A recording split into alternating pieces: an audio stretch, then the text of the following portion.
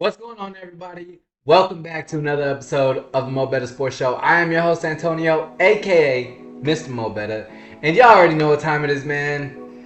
We are back today discussing Texas versus Washington. Washington beating the Texas Longhorns in the college football playoff semifinal, the All-State Sugar Bowl, 37-31, and it did not come without a thrilling end. If you were not watching the game, you have got to go back and watch it if you can. It was a hell of a game. One of the best games, honestly, one of the best games that I've seen in a really long time. Definitely in the college football playoff setting. Probably the best game we've seen in the college football playoff setting thus far. Man, yeah, this one hurts, man. This one hurts a lot. It hurts because we were 12 yards and 10 seconds away from the miracle being true. We were a bullet pass instead of a floater into the end zone from the miracle coming true. We played one of our absolute worst games of the season, and we're still 12 yards away from securing a berth in the national championship game. And as is true in the game of football, it is a game of inches. It is a game of seconds. And Texas just couldn't pull it out in the end. You know, they had done everything they could to put themselves behind in the game with turnovers, with missed sacks, with missed opportunities in the pass game. And at the end of it all, still had a chance to win the game. And it's just so unfortunate, man. This team was just so damn good all season long. And it was truly something special to watch. Like I said, we've been through the last 15 years of undeniable mediocrity and complete disappointment. And to go from 5-7 2 years ago to where they were on January 1st at 12-1 and playing for a chance at the national championship berth, you can't be upset. You can't be upset, but you can be hurt with the way the loss happened because, again, Texas just really played one of their worst games. If Texas had gone out and just executed on all fronts and, not shot themselves in the foot and not had pre-snap penalties and not missed sacks and not had the critical turnovers in very critical parts of the game. If they had just gone out and played clean football and lost the game that way, it's like, okay, you can accept that they just got beat. But it just doesn't feel like they just got beat. They just beat themselves.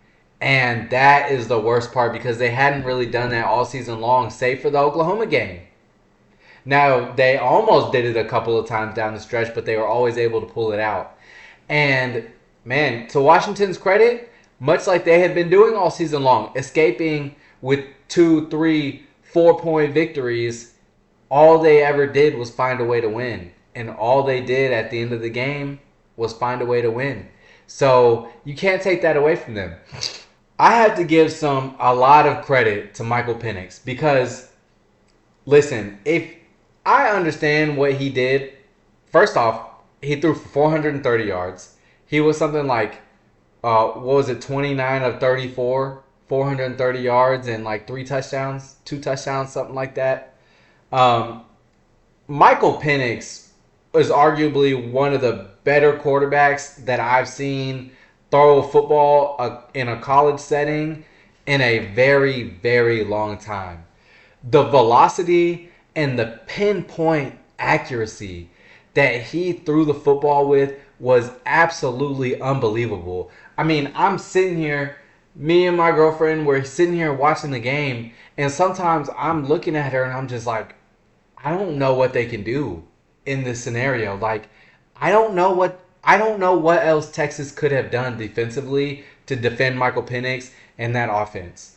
And that really that's a credit and a testament to what I had been saying leading up to this game, is that they have 3 NFL wide receivers. And they have an NFL quarterback, a first round NFL quarterback, a first round NFL wide receiver, arguably a second round NFL wide receiver, and probably a third or fourth rounder as well. And that showed. But more than anything, what showed was the absolute impeccable quarterback play from Michael Penix. The way he maneuvered through the pocket was absolutely insane. There were 3 or 4 opportunities for Texas to get sacks where it looked like Byron Murphy had Michael Penix dead to right. Ethan Burke had Michael Penix dead to rights. Barron Sorrell had Michael Penix dead to rights. There were several times where it looked like we were going to get the sack, and he just steps up, maneuvers through the pocket, and throws absolute dimes down the field. I mean, like y'all, if y'all haven't watched the game, if you haven't gone back and watched the game, I highly encourage you to do it. And just go and watch the placement of some of the balls that were completed down the field. I feel so bad for Ryan Watts. Ryan Watts absolutely got picked on, which is crazy. First off, I think one of the things before I talk about Ryan Watts, one of the things that was really impressive about the game and about how Michael Penix played was the fact that leading up to the game, the main concern was the safeties and how were the safeties going to cover these receivers down the field? How were the safeties going to cover these down the field shots that we knew Washington was going to take? Guess what? Washington didn't attack our safeties. They went directly for our cornerbacks. They attacked Terrence Brooks. They attacked Ryan Watts. They attacked Manny Muhammad. And they were highly successful. Michael Penix had a 77-yard completion to open up the game for them offensively. And they had a 55-yard completion to Rome Odunze. They had like a 30-yard completion to Rome Odunze. And on all of those passes, I mean, coverage is good. Minus, you could say that the Terrence Brooks, Jalen Polk completion on Terrence Brooks was not great coverage because, I mean, hey, he hit him with a post corner that was 25 yards down the field, and trying to hold that for a defensive back is hard to do. Terrence Brooks was right there to make the play. Jaron Thompson comes over and misses the tackle, and he gets down to Jalen Polk, runs it down to the 2-yard line. But the point is that pass was so precise, so accurate, right in stride, and it's not like it was done with a clean pocket.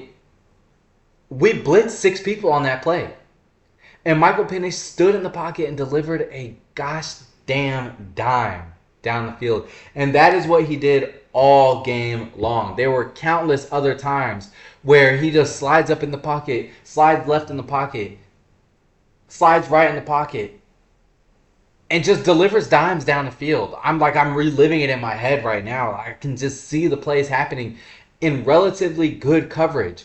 Say even on the touchdown pass that he throws to, I believe it's Jalen Polk over the middle of the field. They're about at the 20, 25-yard line. Maybe they're at the 27, something like that. We run cover 2. Jalen Polk hits a post over the middle of the field. Right? They kind of flood the middle of the field with a double post concept. He throws, first off, not only does he evade pressure, he throws an absolute dart, like a missile, right through the middle of the defense. And before Jahdae Barron can even react and get over to make a play, it's a completion down the middle of the field for a touchdown. The play where the touchdown to Jalen Polk, where Ethan Burke misses the sack. What does Michael Penix do? Slides up in the pocket and throws a dart. And Manny Muhammad is inches away from batting that ball down. And what does it do? An unfortunate bounce into the air, and Jalen Polk catches it on the ricochet for a touchdown. It's like those, literally by inches, by the thread of a needle, some of these plays were made. And there's nothing that the secondary could do about it. You can honestly go back and look at that game and say, what did we expect? What did we expect? First off, we don't have the most athletic back end, period. whether that's corners or safety. We don't have the most athletic, rangy, fast, speed guys at corner or at safety. But I don't really think it honestly would have mattered. I mean, the coverage was good. The throws were just better. The catches were just better. The offense, I mean, they did their thing, man. They did exactly what we thought they were going to do. They came out and they threw the ball. And to be quite honest with you, I think I was more disappointed in the fact that PK, I mean, he really couldn't find an adjustment. Could not find an adjustment. And Washington's offense just controlled the game. I mean, they were completely controlling the game. And that goes to show when you look at the time of possession. Washington had the ball for 36 minutes in this game to Texas's 23. And most of that came in the third quarter. I mean, in the third quarter, Washington held the ball for like 10 minutes, 12 minutes, something like that of the 15 minutes. Texas ran 5 plays in the third quarter. That's where the game separated. Because the game was 21-21 in a half. Coming out of half, what happens? Washington drives down the field, scores. Okay, cool. 21-28. The first possession that Texas gets, not only is it already 5 minutes into the third quarter, we didn't get the ball back. We didn't get the ball until there was already 10 minutes in the third quarter remaining. Washington took 5 minutes. Washington took 5 minutes on their opening drive, drove down the field and scored. And then on the first possession, the first touch that our running back gets, that CJ Baxter gets, fumbles the ball. Gives the ball right back to Washington inside of the 30-yard line. And to our defense's credit, they bowed the fuck up. They bowed up. They grabbed their nuts. And Washington didn't take too much time off the clock.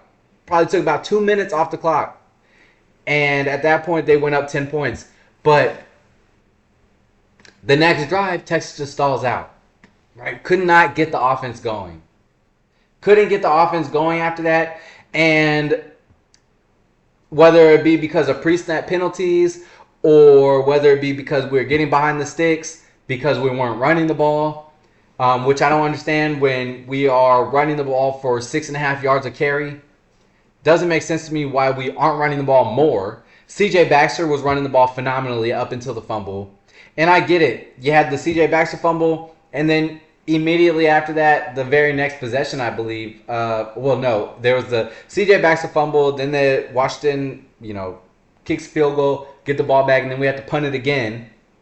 And then it was at that point when I believe Jaden Blue fumbles, right, on that possession. Jaden Blue fumbles after we get the ball back again.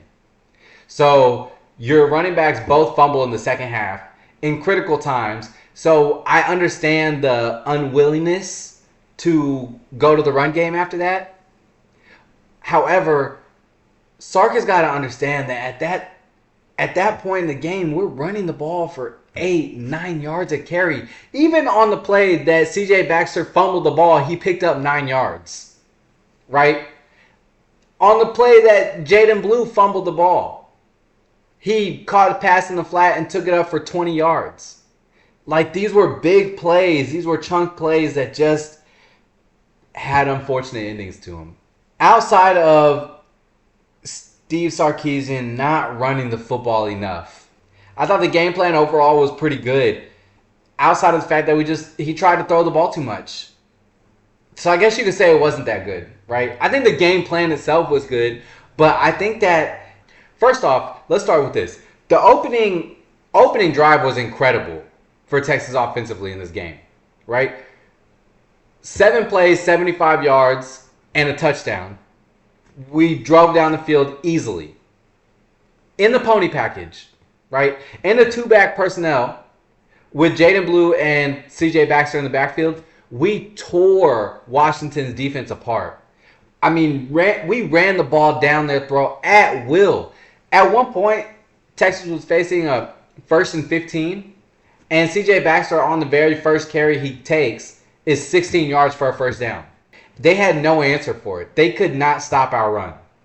They could not stop the rushing attack. What they were doing a wonderful job of, and what was causing us problems, is that we were running the ball, but then we were going straight to RPOs, and RPOs where Yeah, the safeties are biting down, the linebackers are biting down, but they're not trying to get to the quarterback. It was very obvious from the jump that the DB or that the linebackers were not really trying to get to the quarterback per se. The D line was rushing. I should say Brendan Trice was rushing, which that's another topic all on its own. I have to eat my shit on Brendan Trice because I was a little bit disrespectful towards him, I would say, in saying that I didn't think that Washington had a troublemaker or a playmaker up front at all. That could mess with Texas O line, but that is for a little bit later in this episode. But Brendan Trice was a menace, right? He was the only one really trying to get after the quarterback. And I say, all of them were trying to get after the quarterback, but he was the only person successful at getting to the quarterback. The linebackers were coming up and just getting in throwing lanes and throwing their hands up and batting balls down. And they batted several balls down, right? And that's what was getting Texas behind the chains. And that was what was stalling drives. Instead of Steve sticking to what was working, staying in the two-back personnel, which he ran for the opening script, and then we did not see it again for almost the rest of the game. I think maybe like 2, 3, maybe 4 plays where we saw the pony package again, where we saw two-back personnel after the opening drive. And I don't understand that. Why would you go away from something that's working so effectively, right? Because the reason that was working so effectively is because of the dynamic playmakers that you're able to have on the field. You have C.J. Baxter, you have Jaden Blue. Both of them are great running backs. Jaden Blue is a home run hitter in the open field, and he's great between the tackles. Same with C.J. Baxter. He's a bigger back, right? 6'1", 200 and some odd pounds. He's a bigger between the tackles back. He's going to bring that power, but he's also speedy enough to break it loose when he gets into the open field. And then you also have your dynamic threats on the outside in Xavier Worthy, Adonai Mitchell, or Jordan Whittington. And you still get to have Jatavion Sanders on the field. That package is such a mismatch nightmare for defenses. I don't understand why he got out of it.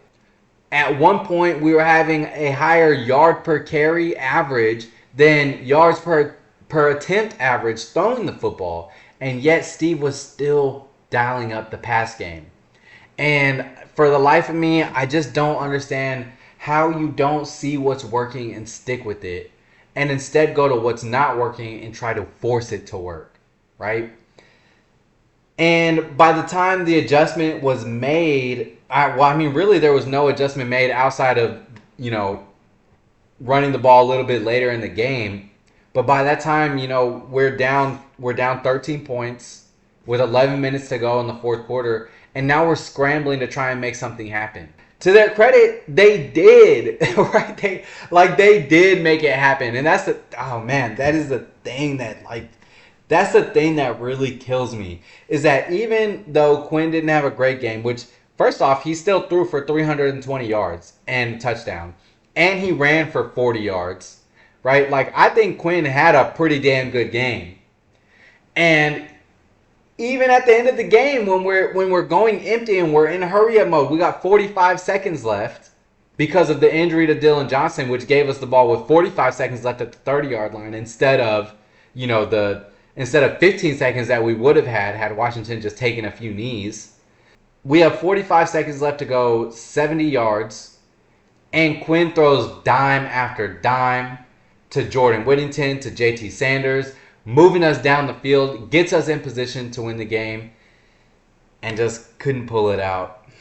And it was just such a tragic way to go down, man. It was tough. I just don't think that, when you look at the game in totality, right? I think this is kind of where the difference lies. On Washington's side of the ball, you can point to 3 players immediately that were major impact players in the game for great reasons. And it's Michael Penix, Rome Odunze, Jalen Polk, right? And then Jalen McMillan also did his thing. Dylan Johnson, pretty much a non-factor. At one point, I think he had 7 carries for 10 yards. In those 10 yards, he had 2 touchdowns. So he had 14 points, 7 carries, 10 yards, 2 touchdowns. Other than that, was completely ineffective in the run game. Michael Penix He completed to Jalen Polk and Rome Odunze alone. Michael Penix threw for like something like 250 something yards between those two players alone, and he had 2 touchdowns. Automatically, you got 3 players right off rip. You can say, yeah, they were impact players. Brennan Trice, impact player, had 2 sacks, forced fumble recovery, right? Dude was a damn menace. Was in Quinn Ewers' face all game long. He made it hell for Quinn. When you look at Texas' side of the ball, who can you say who was the star of the game? Adonai Mitchell had a touchdown, which was phenomenal. I cannot take it away from him. And Adonai Mitchell, I think he has won me over as probably my favorite receiver that has come through Texas in a very long time, outside of Xavier Worthy. You know, as far as play is concerned. Now, Jordan Whittington is a different story. I love the player. I love the plays that he's made. It's just unfortunate to me that Jordan Whittington wasn't targeted as much as he should have been, in my opinion. Because every time the ball is in his hands, he makes big plays. Look what he did in this game. Every time he touched the ball, 41-yard reception to set us up for a potential go-ahead game-winning drive. Also had the reception in the red zone that get us down to the 1-yard line. But Adonai Mitchell, just his body control, the way he plays the ball, his route running ability, everything is just so damn good.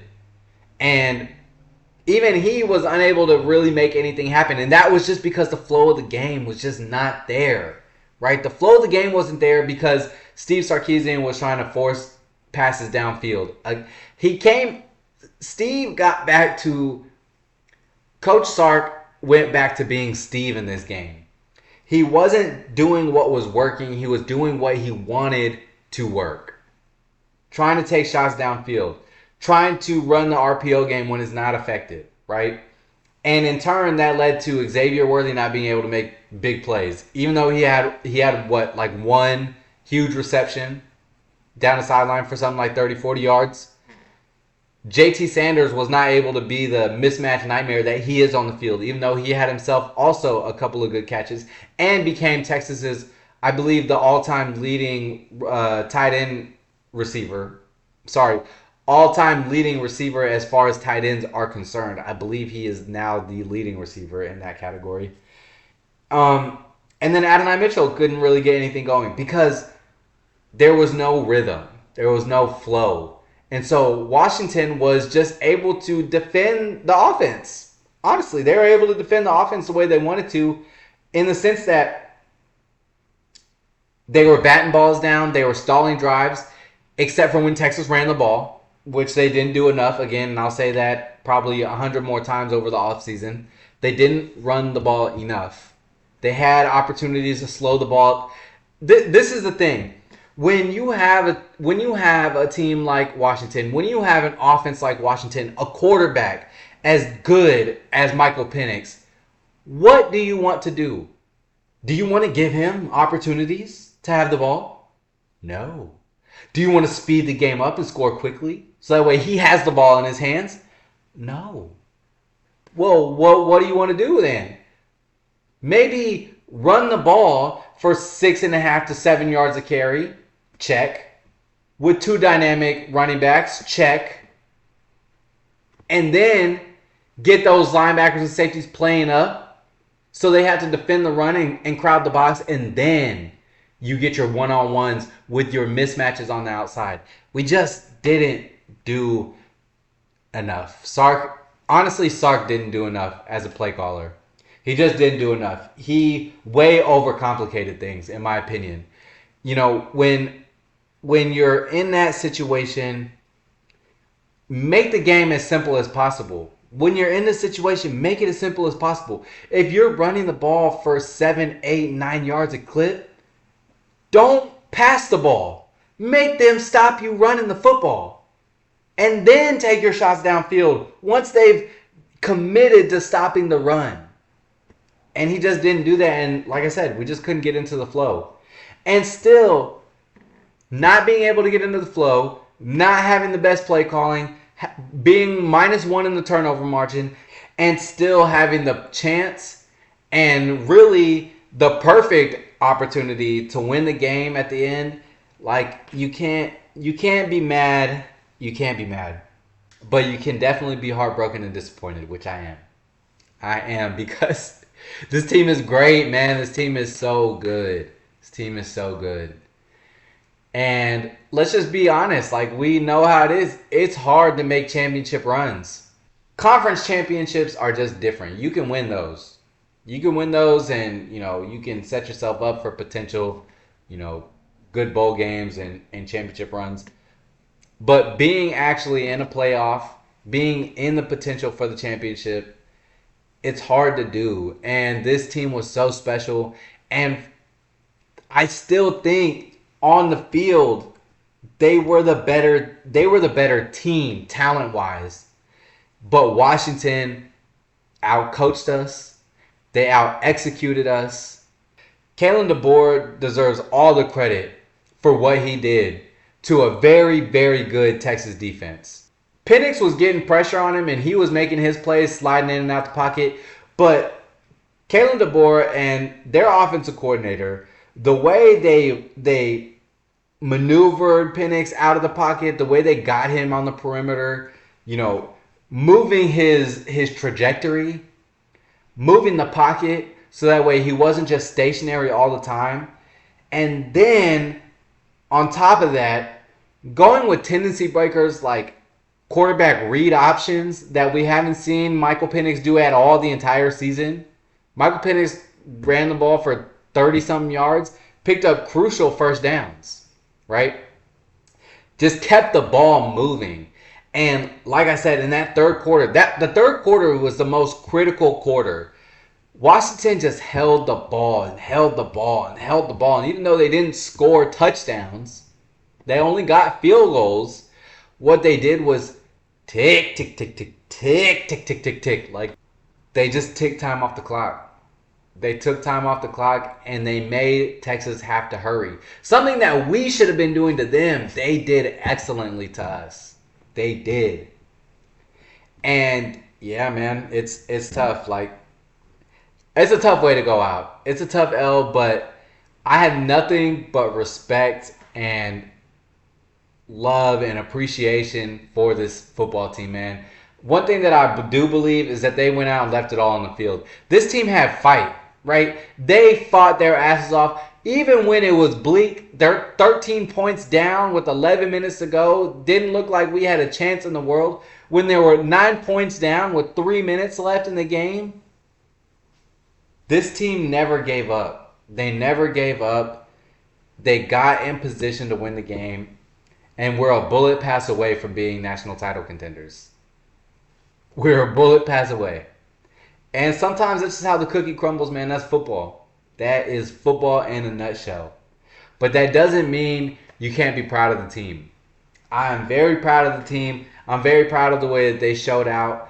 The football character that this team displayed, not only in this game but all season long, was something that I think Longhorn fans should really, really be appreciative of. Because for several years, for a decade, this program had no football character. Not under Tom Herman, certainly not under Charlie Strong. They lost it under Mac Brown.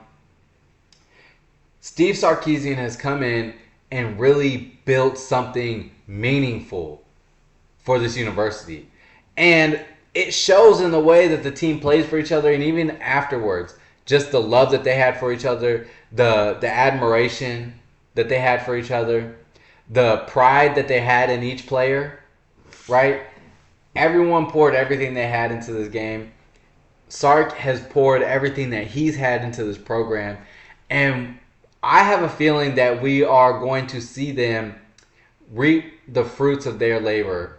He's going to reap the fruits of his labor and his staff's labor over the next several years to come. We have a ton of talent coming in, right? We have a lot of players, a lot of pieces that can kind of shore up maybe some of the weaknesses that we had defensively. But that's not to say that we know that any team is going to be as good as this one was, because let's not get anything twisted. This team was historic in many, many ways. Many ways.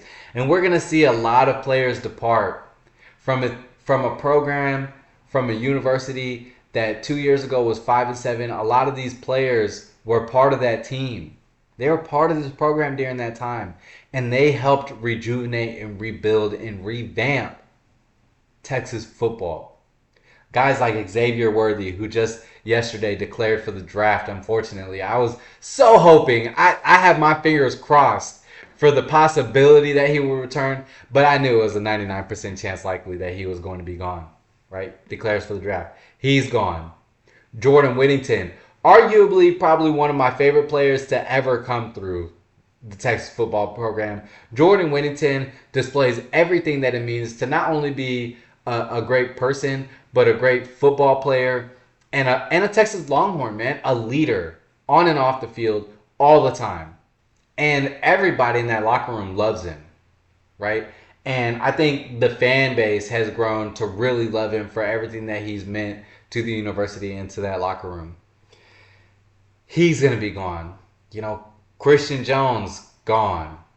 Adonai Mitchell, likely gone. Jatavion Sanders, maybe gone, maybe coming back. Jonathan Brooks, maybe gone. Man, he may not have a chance at a championship run, unfortunately.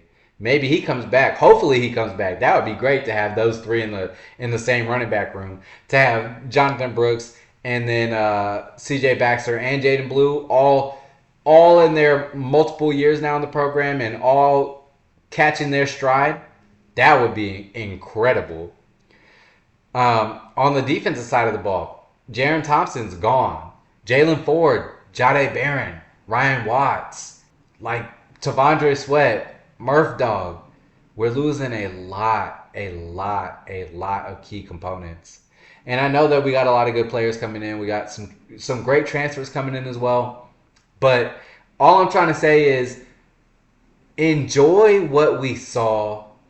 Enjoy what we witnessed over this year. Revel in it, right? Embrace the fact that this was one of the best teams we've ever seen on the 40 acres. And just appreciate everything that they put into the program. Because, like I said, we're a couple of years removed from being nothing like this. And the trajectory is definitely on the up and up for this university and for this program. Unfortunately, we will be having to watch to see who's going to be winning the national title between the Washington Huskies and the Michigan Wolverines.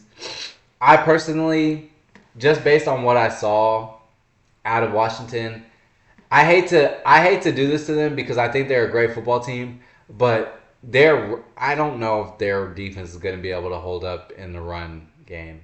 I just don't know. It'll be a great game. Michael Penix and that offense are the great equalizers. Let me tell you something. If there's anyone that has the potential to keep your team in a game by sheer will and desire, it's Michael Penix, Rome Odunze, Jalen Polk, and Jalen McMillan. I mean, that trio, that quadruplet of players is absolutely incredible. Michael Penix in this game reminded me of Joe Burrow back when he played Texas in that 2019 season. The way he just maneuvered and delivered dimes, like, I could go on about that all day, but that would be my comparison. Michael Penix would be the left-handed version of Joe Burrow at this point in his college career. And he did his thing and won his team the game, right? For my money, I'm gonna go with Michigan, but I wouldn't be surprised. I would not be surprised to see Washington go and just dismantle the defense. It wouldn't be surprising to me at this point. Kalen Moore is an excellent mind. He's an excellent head football coach. He did everything right for the most part, outside of giving Texas the chance to go and win the game, which in that scenario he did everything wrong. But for the most part, he did everything right, and his team is deservedly in the national championship game. So hats off, congrats to Washington on a wonderful season for them, an undefeated season. And man, I hope it is a great national championship game. And Texas will be back. Texas will be back. I think Sark has set them up wonderfully for their entrance into the SEC. I think they'll be a top 10 team to begin the season next year. And we got a massive schedule. A huge load. We've got a ton of incredible games coming next season, and I cannot wait for those. Cannot wait for them. We'll be talking Texas football all spring long. We'll be transitioning not only from talking Texas football. We'll talk some Texas baseball. That's going to be coming into the season as well. But we'll get into that when we get there. For now, that's going to do it for me in today's episode, reviewing the Sugar Bowl. Again, Washington beating Texas 37-31 with a last-second stand. Washington's defense coming up clutch, sending that team to the national championship. Good for them. Good for the season, for their season, and good for Texas season, man. I'm proud of the guys. And, yeah, that's going to do it for me, y'all. If y'all enjoyed this episode, please do me a favor. Go ahead and subscribe to the channel. Smack a like on the video so we can get it out to the football universe, out to the YouTube world. And, of course, turn that notification bell on so you never miss anything that we have coming for you. Because remember, no matter where you look, there's no better place than MoBetta Sports for your latest football takes. I'm Antonio, a.k.a. Mr.MoBetta, and I am out. Peace and hook 'em always, baby.